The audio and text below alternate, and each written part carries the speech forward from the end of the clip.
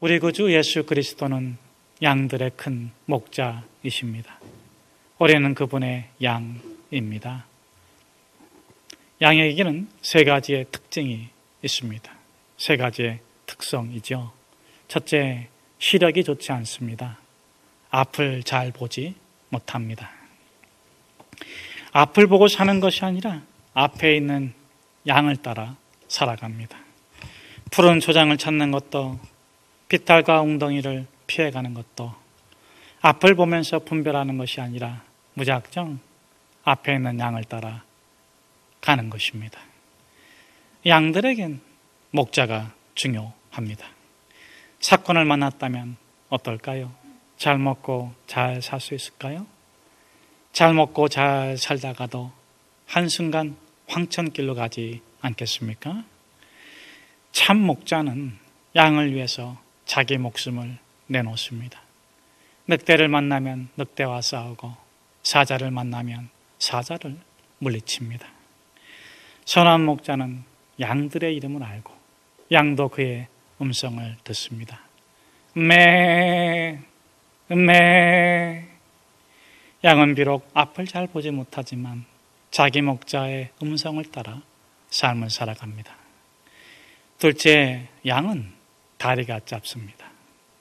길을 가다가 웅덩이에 빠지거나 비탈길에서 미끄러집니다. 겨우 몸을 일으켜 세울 수는 있지만 다리가 짧고 몸이 무거워 웅덩이 밖으로 자신을 구원하지 못합니다. 한 마리 양을 잃어버리면 아홉 마리의 양이 있기 때문에 사꾼은 한 마리 양을 버리고 갑니다. 어느 비탈길에서 미끄러졌는지 어느 웅덩이에서 빠졌는지 관심이 없습니다.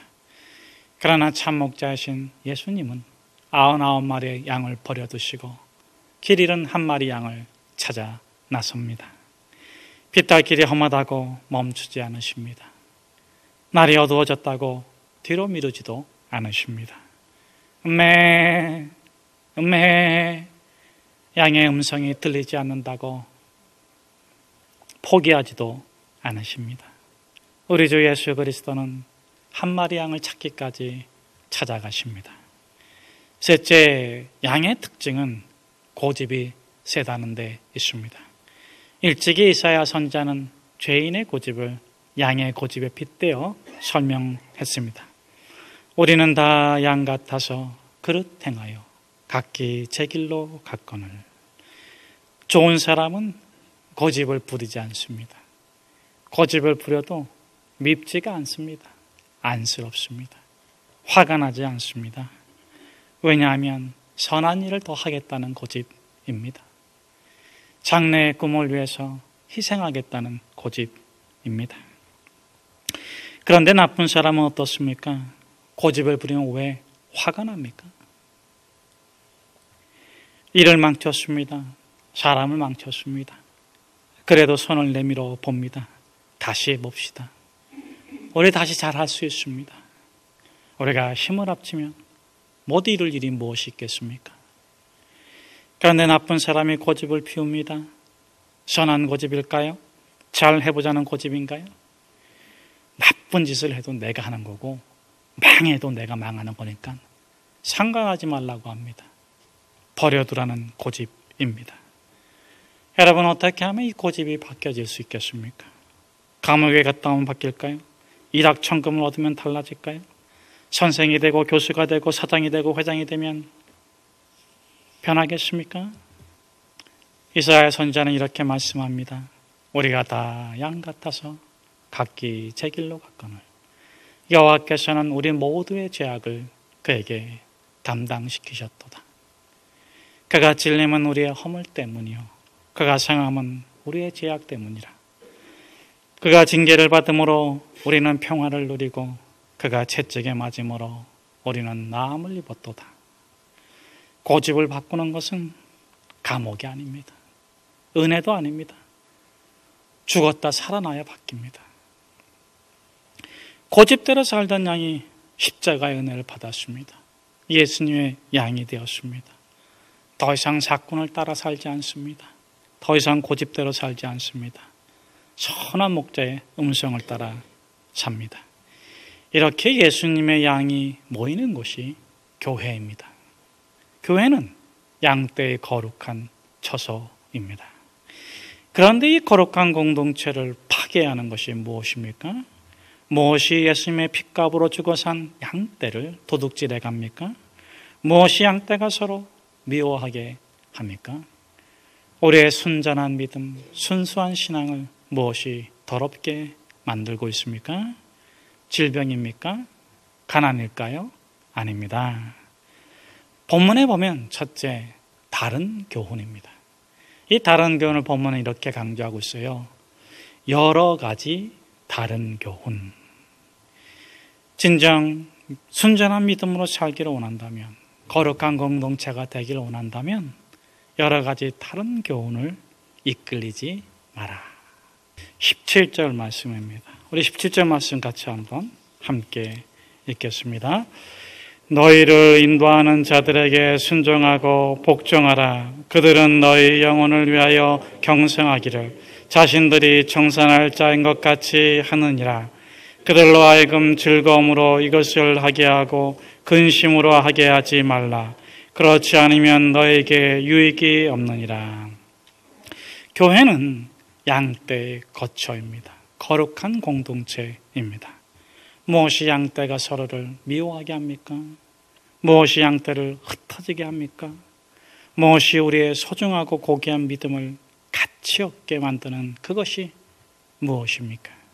둘째, 음식이에요. 우리 한번 9절에서 12절 말씀을 우리 같이 한번 함께 읽겠습니다. 여러 가지 다른 교훈에 끌리지 말라. 마음은 은혜로서 함이 아름답고 음식으로서 할 것이 아니니 음식으로 말미암아 행한 자는 유익을 얻지 못하였느니라.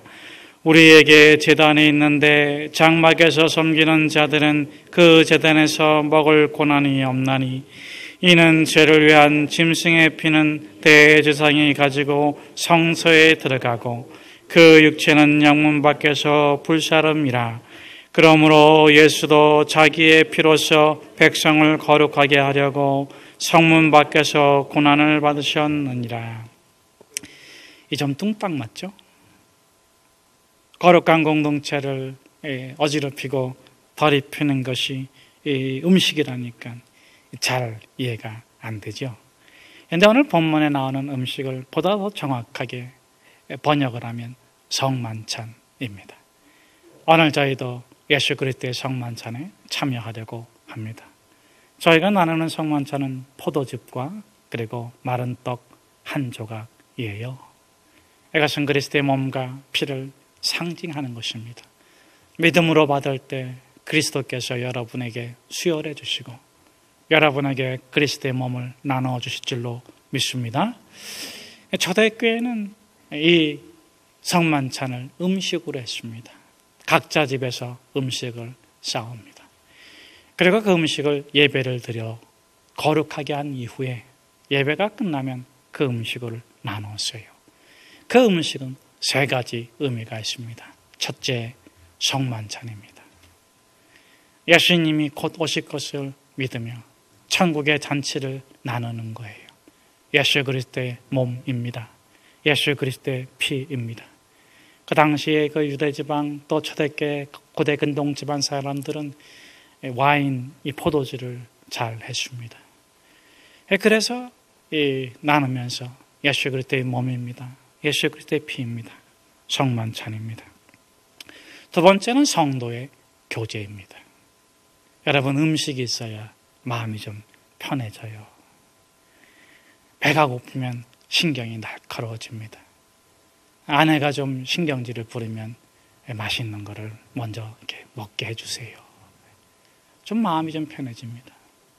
성도들이 예배를 드리고 나서 음식을 나누면서 성도의 교제를 나눴습니다. 셋째, 가진 자가 가난한 자를 공개했습니다. 그 당시에는 한 끼 먹으면 다행이고 두 끼 먹으면 잘 사는 시대예요. 요즘처럼 세 끼 먹는 것은 거의 없습니다. 저와 여러분은 상위 1%에 속한 줄로 압니다. 왜 상위 1%에 속했냐? 세 끼 먹을 수 있는데 두 끼 먹기 때문에. 여러분 중에서도 두 끼 드시는 분이 많아요. 세 끼 먹을 수 있는데 건강을 위해서, 또 몸을 관리하기 위해서. 여러분, 그 당시는 한 끼를 못 먹어. 한 끼 먹으면 다행이에요. 가진 자가 가난한 자를 공개했습니다. 공개란 아랫사람이 윗사람에게 음식을 드리는 일입니다. 그런데 교회에서는 가진 자가 가진 것이 없는 자를 공개했습니다. 예수님께 받은 은혜, 예수님께 받은 사랑, 예수님께 갚을 길이 없어. 예수님을 사랑하고 예수님을 대접하듯이 성도를 대접하고 성도를 섬기는 것이 성만찬이었습니다. 그런데 왜 교회에서 나누는 그 거룩한 음식이, 은혜의 음식이 교회의 거룩성을 훼손하는 음식이 되었을까요? 음식 때문이 아닙니다. 가난 때문이 아닙니다. 가진 자 때문이 아닙니다. 음식 때문도 아니고 사람 때문이 아니에요. 미꾸라지 때문에 그렇습니다. 이것저것을 헤집고 다니는 욕심 때문입니다. 사랑하는 여러분, 히브리서가 경고하는 것이 무엇입니까? 마지막 시대를 살아가는 성도들에게, 저와 여러분들에게 이 히브리서가 오늘 본문에서뿐만 아니라 13장 전체를 통해서 주시는 메시지가 무엇입니까? 편하고 좋은 것만 찾아다니다가 천국에서 미꾸러지는 자가 되지 마라. 이러므로 우리에게 구름같이 둘러싼 허다한 증인들이 있으니 모든 무거운 것과 얽매기 쉬운 죄를 벗어버리고 우리 앞에 당한 경주를, 믿음의 경주를 경주하며 믿음의 주여 온전케 하신 인 예수를 바라보라. 그는 그 앞에 있는 즐거움을 위하여, 기쁨을 위하여 십자가를 참으사 하나님 보좌 우편에 앉으셨느니라. 사랑하는 여러분, 여기서 십자가를 참았다는 것은 무엇입니까? 그것을 13절에서는 치욕이라고 말했고 12절에서는 피를 흘리시고 고난받으신 것으로 표현하고 있습니다. 그러므로 13절에서 16절의 말씀입니다. 같이 한번 읽어보겠습니다. 13절에서 16절의 말씀입니다. 그런즉 우리도 그의 치욕을 짊어지고 영문 밖으로 그에게 나아가자. 우리가 여기에는 영광 도성이 없으므로 장차 올 것을 찾나니 그러므로 우리는 예수로 말미암아 항상 찬송의 제사를 하나님께 드리자. 이는 그 이름을 증언하는 입술의 열매니라. 오직 선을 행함과 서로 나눠 주기를 잊지 말라. 하나님은 이 같은 제사를 기뻐하시느니라. 예수님에게는 꿈이 있습니다. 십자가가 아닙니다. 예수님의 꿈은 천국입니다. 천국을 위해서 십자가의 길, 십자가의 삶을 사신 것입니다. 여러분, 십자가의 길이 무엇입니까? 첫째, 사이좋게 사는 것이 아니라 사이좋게 사는 길입니다. 세상 사람들은 차이를 말하고 차이를 벌리고 차이가 났다고 좋아하며 삽니다. 그러나 예수님께서 왜 인간의 몸으로 이 땅에 오셨습니까? 하나님이신 예수님이 왜 사람이 되셨습니까? 사이좋게 살려고 하시는 것이 아니라 사이좋게 사시기 위해서 십자가 지신 겁니다. 우리가 왜 십자가를 믿고, 왜 우리가 십자가에서 변화받고, 왜 우리가 십자가의 길을 갑니까? 사이좋게 살려고. 사랑하는 여러분, 사이를 좋게 만드는 십자가 지고 갑시다.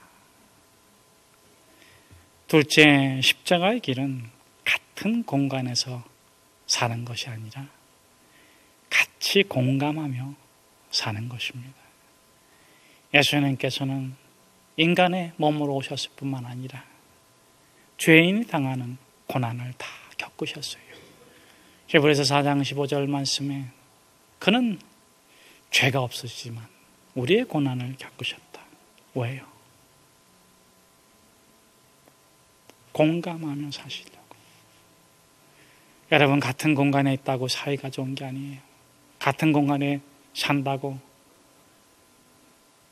부부가 한 이불을 덮고 자면 무슨 소용이 있습니까? 동상이몽이라면. 사랑하는 여러분, 공감하며 삽시다. 그것을 위해서 십자가의 길을 가는 거예요. 같은 공간 안에서 사는 것이 아니라 같이 공감하면서 아픔도 공감해보고 고통도 공감해보고 기쁨도 같이 나누고 너의 입장이 돼보고 나의 입장을 얘기해주면서 사는 것이 십자가의 길입니다. 세 번째로 십자가의 길은 자기가 얼마나 많이 사랑했는가를 말하는 길이 아니에요. 하나님이 얼마나 많이 사랑하셨는가. 예수님의 경우로 본다면 예수님은 한 번도 내가 너를 이만큼 사랑했다 그렇게 말하지 않아요. 왜 당신은 하나님의 아들이신데 그 십자가에 죽으십니까? 라고 물으면 너희들의 하나님이신 나의 아버지가 너희들을 정말 사랑하셔서 독생자인 나를 십자가에 버리기까지 너희를 사랑한다고. 내가 얼마나 너희를 사랑하느냐 이걸 말하는 게 아니라 하나님이 얼마나 너를 사랑하는지 너희가 알아야 돼. 하나밖에 없는 아들인 나를 버리시기까지 너를 사랑하셔. 여러분, 우리가 십자가의 길을 간다는 것은 무엇입니까? 내가 얼마나 너를 사랑하는지를 말하는 게 아니고 예수님이 얼마나 너를 사랑하는지를 그것을 말하고 그것을 자랑하는 게 십자가의 길입니다. 요즘 한국교회가 젊은이들이 없어가지고 아주 그냥 몸살을 앓아요.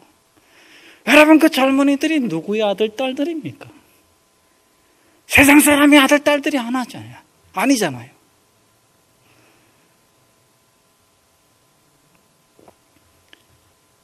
아들, 딸들에게 뭘 말해야 됩니까? 엄마, 아빠가 교회에서 이런 봉사했다, 저런 봉사했다, 엄마, 아빠가 이렇게 했다, 저렇게 했다, 그거 아니에요. 엄마 미쳤나 봐. 얘 끼놈아, 엄마한테 그게 무슨 말이야? 엄마는 매일 교회 가잖아. 아이고, 미안하다. 내가 네 밥 못 챙겨줘서 그렇구나. 근데 엄마는 예수님이 좋다. 엄마는 예수님 때문에 살아. 야, 예수님이 아니면 내가 네 아빠랑 이혼했지. 야. 벌써 이혼했다. 야. 근데 예수님 때문에 네 아빠가 예뻐 보여. 얼른 가, 엄마, 얼른 가. 할렐루야. 엄마, 얼른 가. 그럴 줄 믿습니다. 예수님을 자랑하는 게 십자가의 길이에요. 내가 이것을 했니? 내가 이러니 저러니? 이건 세상 사람의 길이고 예수님이 이렇게 하셨구나. 예수님이 이렇게 하셨구나. 예수님이 이렇게 해주셨구나. 누가 나 때문에 아버지 그렇게 고생하라 그랬어. 아버지도 아버지의 삶 살아. 야,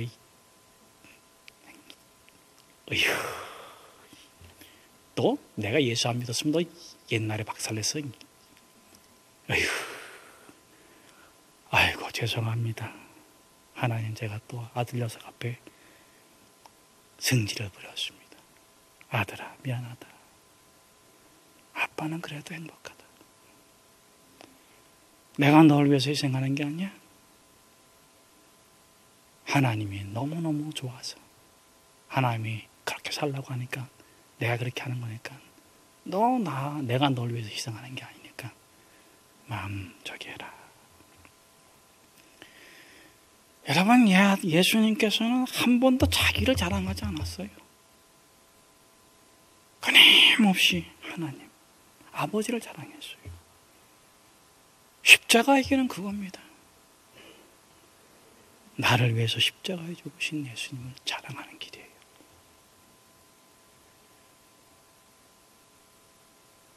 넷째로 십자가의 길이 뭡니까? 꿈을 꾸며 살아가는 길이에요. 꿈을 꾸며 살아가는 길이에요. 예수님의 꿈이 뭡니까? 천국. 그런데 왜 십자가의 길을 갑니까? 왜 그 좁은 길을 갑니까? 그 길밖에 없습니까? 그 길에서 고난받고 고통당하고 채찍질당하고 아프고 괴로울까요? 아니요. 행복해요. 왜? 꿈을 꾸니까. 여러분, 꿈을 꾸세요.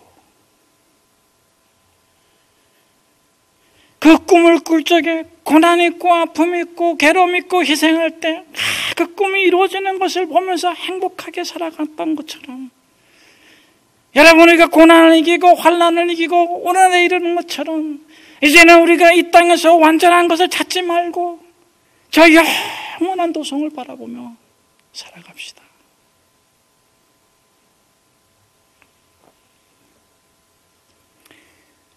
우리 20절에서 21절 말씀 우리 같이 한번 함께 읽겠습니다. 양들의 큰 목자이신 우리 주 예수를 영원한 언약의 피로 죽은 자 가운데서 이끌어내신 평강의 하나님이 모든 선한 일에 너희를 온전하게 하사 자기 뜻을 행하게 하시고 그 앞에 즐거운 것을 예수 그리스도로 말미암아 우리 가운데서 이루시기를 원하노라. 영광이 그에게 세세무궁토록 있을지어다. 아멘. 이 히브리서가 말씀하시는 것이 무엇입니까? 저 영광한 도성을 바라보며 천성을 바라보며 살아가는 현실에 깨어지고 부서진 우리 삶에는 그럼 진정한 기쁨, 참된 즐거움이 없느냐? 그렇지 않다는 거예요. 오늘 본문에 뭐라고 말씀하고 있습니까? 그 앞에 즐거운 것을 예수 그리스도로 말미암아 우리 가운데 이루시기를 원한다. 그러니까 우리 가운데 이루어져야 될 참된 행복, 참된 기쁨, 참된 즐거움이 있는데 그것을 제가 거룩한 미소라고 명명하겠습니다. 거룩한 미소. 파남의 미소처럼 이익을 위해서 마음을 감추는 미소도 아니고 뒷세의 미소처럼 곧 사라질 즐거움을 위해서 활짝 웃는 웃음도 아닙니다. 진정한 미소. 진정 사라지지 않는 거룩한 미소는 어떤 미소일까요? 어떤 미소이겠습니까? 십자가의 미소인데 잘못한 사람 용서해주고 나서 짓는 미소. 부족한 사람 뒤에서 도와주고 그 사람이 잘 되는 모습을 바라보면서 내가 행복한 미소.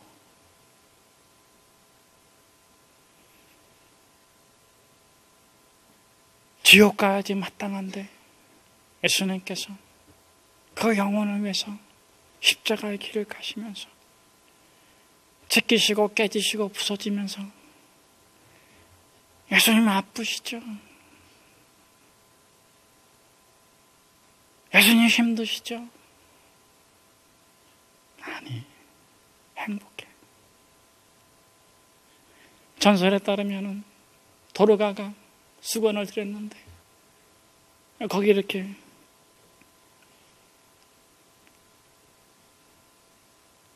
피범벅이 된 땀을 닦으시고 나서 그 천을 보니까 거기 웃고 계신 예수님이 있다는 거 아니겠습니까?